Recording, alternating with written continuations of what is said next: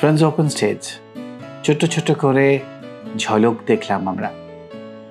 এবারের প্রথমবার friends open stage কেমন লাগলো কমেন্ট করো।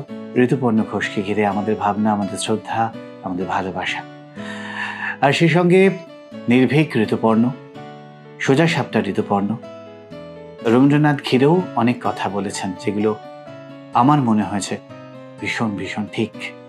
সেরকমভাবে আমার স্মৃতিচারণ ঋতুপর্ণ লেখা দিয়েই এই ফ্রেন্ডস ওপেন স্টেজের প্রথম এডিশন শেষ করব। ঋতুপর্ণ ঘোষ আছেন আমাদেরই মধ্যে, থাকবেন ভারতীয় সিনেমায়। আর সেই সঙ্গে হয়তো খেয়াল করলাম রবীন্দ্র জীবনের এই নথিপত্র সামগ্রী স্মারকের সম্ভারে কোথায় যেন আশ্চর্যজনকভাবে অনুপস্থিত এক রবি মানুষে।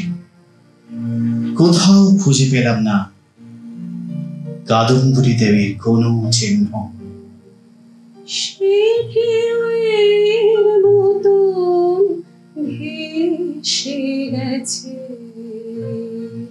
কাদম্বরীর সঙ্গে কবির সম্পর্ক প্রণয়ের না বাল্য বন্ধুতার, তা নিয়ে অনেক তর্ক বিতর্ক, কৌতূহলে নিরন্তর টানাপোড়েনের কথা আমরা জানি।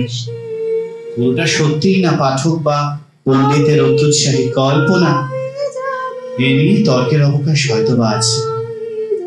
কিন্তু জোড়াসাঁকোর ঠাকুরবাড়ির এই শ্যামবর্ণা, আত্মঘাতিনী, বিষাদ রমণী কোথাও যে কবির মনে তার সুচারু স্পর্শ নিয়ে চির জাগ্রত হয়েছিলেন সারা জীবন, সে কথা তো অস্বীকার হওয়ার কোনো উপায় নেই।